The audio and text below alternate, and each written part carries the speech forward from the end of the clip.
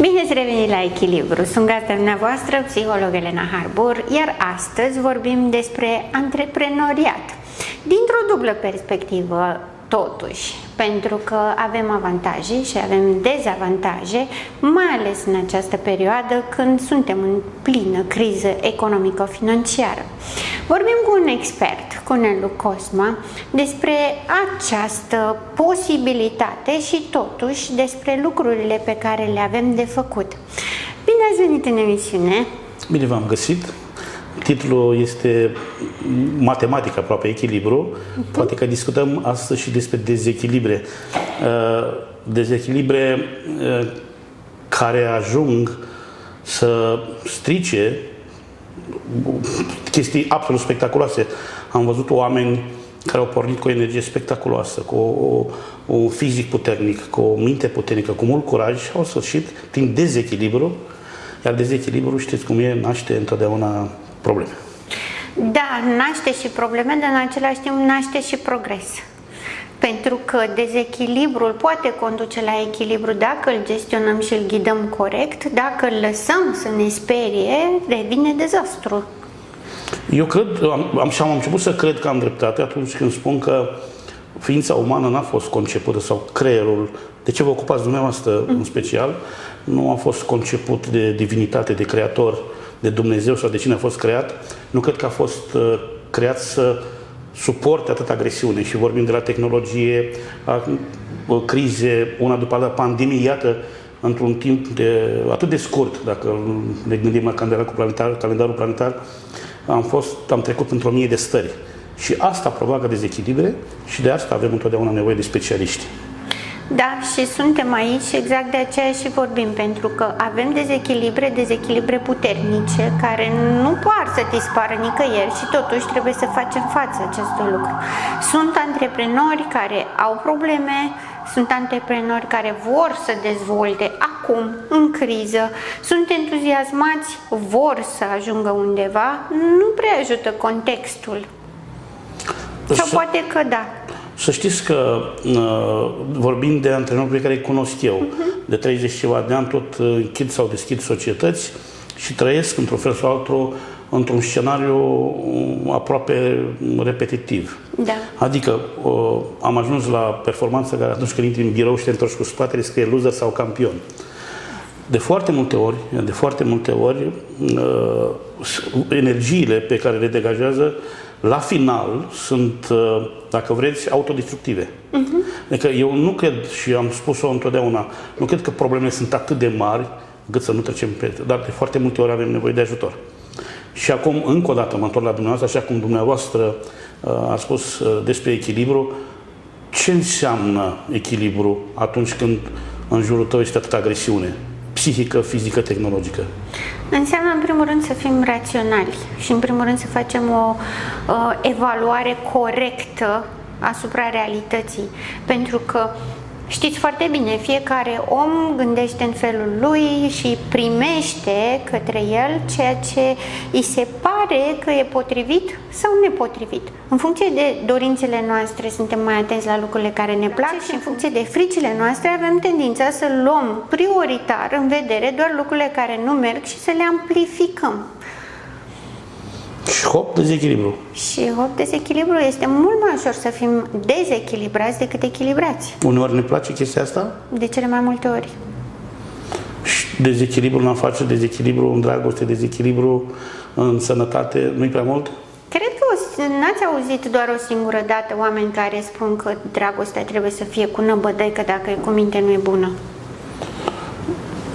Da, nu ne place să recunoaștem, dar majoritatea celor aflați încă într-o poveste de asta de dragoste, cred că o mers pe extreme.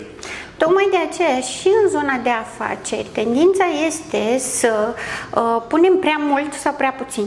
Sunt oameni care pun prea mult când pleacă în lansarea unei afaceri și ignoră elementele de bază și ulterior au probleme și ajung să fie acei loseri despre care vorbeați, și sunt oameni care investesc prea puțin din reticență. Pun puțin și văd dacă mi iese și mai investesc după aceea. Ambele sunt defectuoase. România are și aici amprenta ei. Suntem foarte tineri, avem 30 ceva de ani de când am schimbat macazul economic. Da. Am fost mulți dintre noi educați într-un sistem opresiv, știți foarte bine, și deodată ni s-au deschis niște porți, uneori ipotetice, despre o libertate, și așa am ajuns ca după 30 ceva de ani să fim guvernați într-o economie de piață după reguli comuniste, concepute de eminențe cenușii, dar comuniste, ceea ce iar îți provoacă de dezechilibre, pentru că atunci când ești pe piața liberă, ești obligat să te raportezi la niște realități europene, planetare, de altă natură, iar la noi, așa cum se știe, agresiunea statului a rămas, și aici mă întorc puțin la una dintre, sau un factor important de dezechilibru este exact cel care trebuie să fie partener, statul român. Da. Chiar aș vrea să ne numerați așa un pic pentru telespectatorii noștri cam care sunt cele mai mari capcane în pornirea pe drumul antreprenoriatului. S-ar putea să fiți surprinsă de răspuns. Întotdeauna la start, sentimentul dărâmă raționamentul. Bucuria de a face, de a investi, de a avea o nouă viață, de a avea o nouă casă, o nouă mașină, de multe ori nici măcar nu se ajunge la asta. Repet, sentimentul bate raționamentul. Adică în momentul în care te bucuri foarte mult în viitor, prezentul devine mic, devine neimportant, iar tocmai prezentul contează în ecuația jocului. Asta, una dintre cauze ar fi asta. Bucuria de a face îți estompează și suge energia concretă care îți trebuie pentru a merge mai departe. Apoi, neluarea în calcul a barierelor evidente, legislație, care înseamnă într-un fel sau altul autorizație, dacă vreți, baza reală de calcul. Foarte mulți oameni se ghidează încă după proverbul ăla pe care nu l-am înțeles niciodată: aruncă-te în apă și apoi învață să înnoți. Este dramatic să te afli obosit în mijlocul mării. Nu te salvează nimeni. Mai ales că, așa cum știți, mai ales după pandemie, statele europene, statul român în special, au devenit extrem de puternice în a controla oamenii, societățile, tehnologia ajută foarte tare. Dacă înainte mai făceai câte ceva, mai scriai cu pix o factură, acum s-a terminat totul, este absolut computerizat. Și iată alt factor de stres, de dezechilibru, dacă vorbim despre afaceri, este agresiunea, repet, a unei instituții a statului pentru individul care se crede liber, pentru că deodată statul devine partener cu tine în afaceri. Am o povestioară foarte scurtă, un cetățean turc educat în alt sistem economic, în fața mea primește un control de la ANAF. Și a început cel de la ANAF să mă întrebe NIR-ul, registrul de casă, banii din casă, și el se întoarce către mine turcul și spune: bre, neanelu, ăsta mă întreabă de banii mei. Adică, iată, cei care nu sunt pregătiți pentru lupta cu statul, pentru o realitate concretă și legală, că statul vine și te controlează după niște legi, ajung să se dezechilibreze, ba mai mult să ajungă în falimente. Și închei partea asta a descrierii mele cu proasta poveste spusă că, dom'le, poți să intri în faliment. Aud atât de des acum în online mari gurui economici care spun: știi ce, poți să ratezi de 4 ori, poți să pierzi de 5 ori. Nu, pentru că nu mai sunt de acum 30 de ani. Începuturile sunt foarte grele, mai ales dacă ai un cazier fiscal, dacă ai datorii către stat, către un terț, și atunci nu mai poți să spui atât de ușor mori și apoi trezește-te, economic vorbind. Da. Plus că, mai ales în perioada aceasta de criză economică-financiară, nu prea ne permitem să murim. Da. Da, e puternic. Observați dumneavoastră că folosiți cuvinte foarte puternice. Va fi foarte greu să rămân echilibrat, să știți. Adică fiecare răspuns este atât de puternic și ținând cont de poziția fiecare dintre noi, fac efortul să pot răspunde măcar la nivelul ăsta. Da, este provocați dezechilibre, să știți. Sper că bune și da. cred cumva că reușesc să-și echilibrez până la urmă. Cu siguranță. Nu e ușor să fie om de afaceri în România, nu este ușor să fii tată, este frumos, este spectaculos să fii tată, să fii bunic, să fii om de afaceri, dar adunate, eu vorbesc din punct de vedere masculin. Greu. Este solicitant. Este greu. Este greu, este solicitant, necesită multă atenție în toate direcțiile, pentru că și în antreprenoriat trebuie să fii atent la tot ce se întâmplă.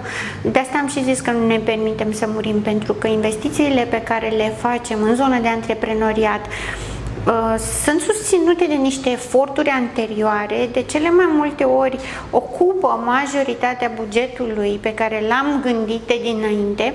Ca atare, nu ne permitem să murim, pentru că, practic, dacă pierdem o afacere, pur și simplu pierdem tot ce am investit și am creat în ultimii, poate, 10 ani, de exemplu, și atunci chiar nu avem această opțiune. Lupta cea mai mare este să rămânem pe piață în condițiile în care toată criza economică financiară, statul, legislația sunt în continuă schimbare și vin către noi și tot asupresc. Iar cea mai mare luptă și, din punctul meu de vedere, învingătorii sunt cei care rămân pe linia de plutire. Pentru că acum tendința în care se merge economico-financiar este să se scindeze în două categorii, cei care au foarte mult și cei care nu au deloc. Iar zona aceasta a micilor întreprinzători, mici și mijlocii, este cea mai atacată. Cea mai atacată și mai este ceva. Mă întorc înapoi la prevederi legale. Cum să dau faliment? Cum să am datorii la stat? Cum să am un cazier fiscal? Pentru că având cazier nu pot să merg mai departe. Da.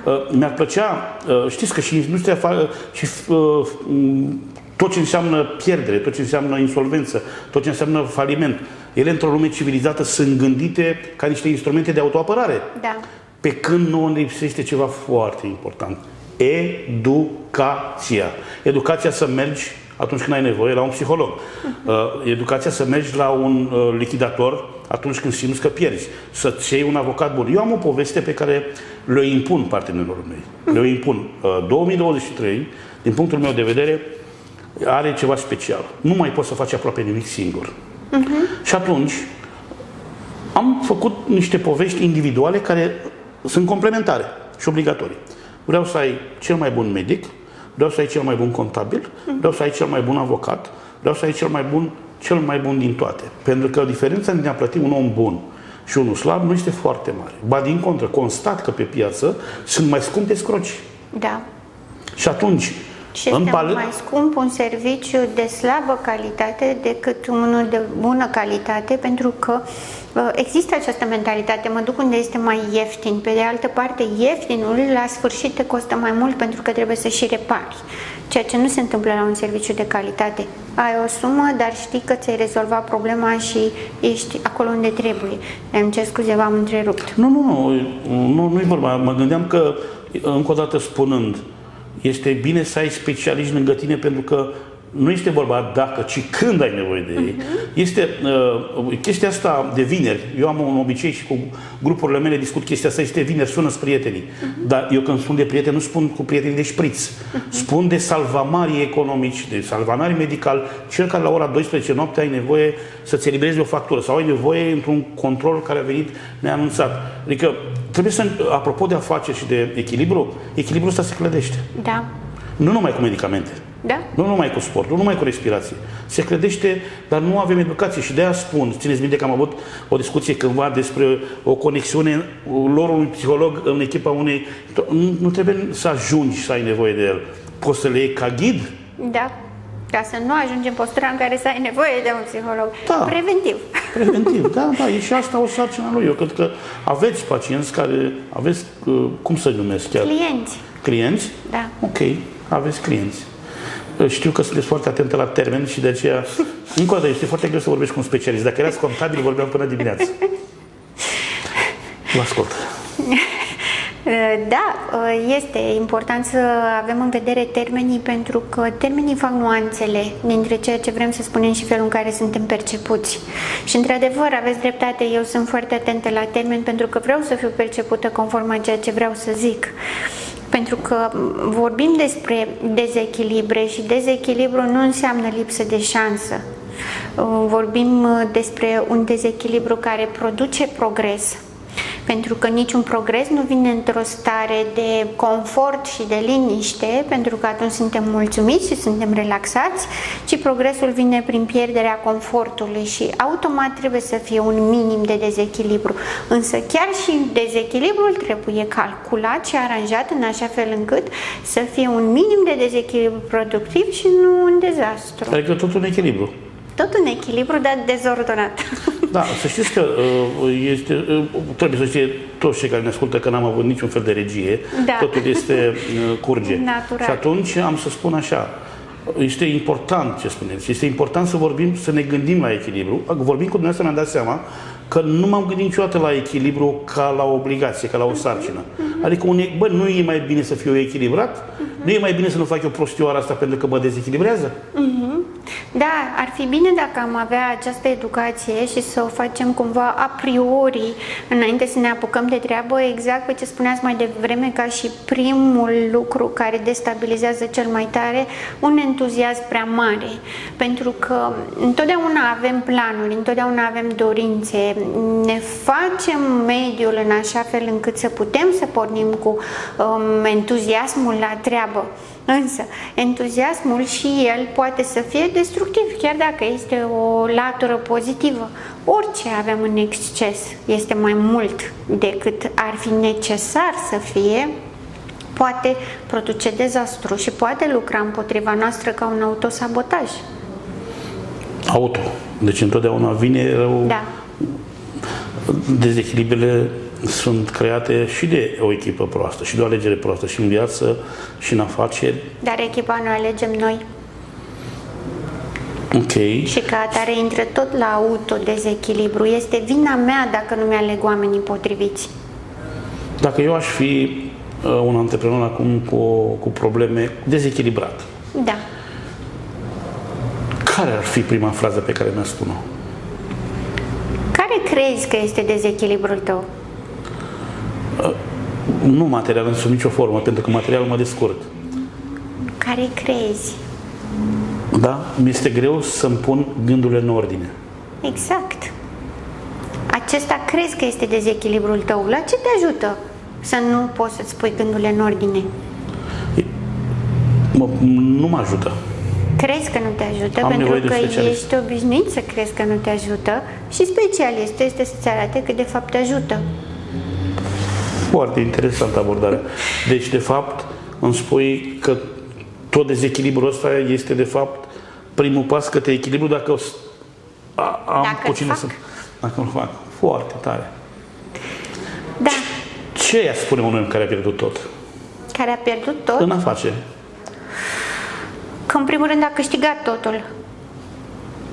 Wow. Întotdeauna când pierdem tot, câștigăm tot ce n-aveam când aveam atunci acel ceva pe care l-am pierdut.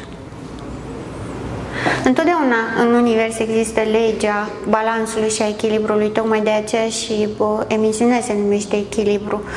Nu pentru că forțăm sau învățăm oamenii să fie într-un anume echilibru, ci pentru că accesăm din realitate partea de echilibru, de compensație. Unii o numesc karmă, alții o numesc Dumnezeu, alții eu sunt credincioasă, dar n-aș pune în cârca lui Dumnezeu prostiile pe care le facem noi. Ceea ce extragem din realitate și din tot ce ne înconjoară este important să știm că are ambele valori. Pe cât sunt de determinat să fac ceva, pe atât sunt de nedeterminat în același timp. Și este important să fiu conștient de aspectele acestea pentru că ele fac diferența dacă ajung la succes sau nu. De ce pun oamenii entuziasmul pe primul plan ca să începe o afacere și consideră că dacă nu ai acest entuziasm debordant și exagerat, nu o să faci nimic? Mi se întâmplă foarte des ca oamenii să vorbească despre ce crede despre afacere decât afacerea în sine. Exact. Și atunci vorbim încă o dată de sentiment. Sentimentul bate matematica. Este un lucru atât de puternic pe care unii nici măcar nu vor să-l audă. Da, dar ei pleacă de la premiza de dinainte că dacă nu-ți dorești foarte tare, nu o să reușești și dacă îți dorești foarte tare, o să reușești indiferent de condiții. Acolo e problema. Mă scuzați că acum am întrerupt pentru prima oară și nu o să mai fac. Știți de ce? Pentru că li se pun legea atracției. Toate poveștile astea au devenit atât de cunoscute și de date peste cap încât toată lumea crede că este de ajuns să vrei. Exact, exact. Și este asta, de ajuns? Asta am vrut să subliniez. Nu. Dacă vrei, înseamnă că îți dorești, nu că faci. Trebuie să fie împreună dorința, rațiunea cu acțiunea ca să iasă lucrurile așa cum trebuie. Înțeles. Nu ați făcut decât să combateți una dintre cele mai tari ziceri pe planeta asta la momentul ăsta. Legea atracției. Aveți curaj. Atragem ceea ce gândim și ceea ce simțim pentru că ne disponibilizăm noi, nu pentru că devenim magneți. Adică ar trebui explicată legea atracției, dar ăsta este un subiect pentru o altă ediție. Până una alta, vă mulțumesc foarte mult că ați acceptat și ați fost disponibil să discutați cu noi astăzi. Chiar știu că ați făcut niște eforturi în acest sens și vă mulțumesc foarte mult pentru acest lucru. Nu aș vrea să încheiem, vreau să vă adresez o invitație. Hai să facem echipă în clasele de tineri antreprenori. Va fi absolut spectaculos. Mi-ar face mare plăcere. Vă invit direct. Mulțumesc! Iată, astăzi am vorbit despre echilibru, dezechilibru, despre ce înseamnă un mod echilibrat de gândire în antreprenoriat, care sunt soluțiile, care sunt piedicile și de aici încolo ar fi enorm de multe de vorbit, dar, așa cum spun mereu, toate la timpul lor. Până data viitoare, rămâneți în echilibru!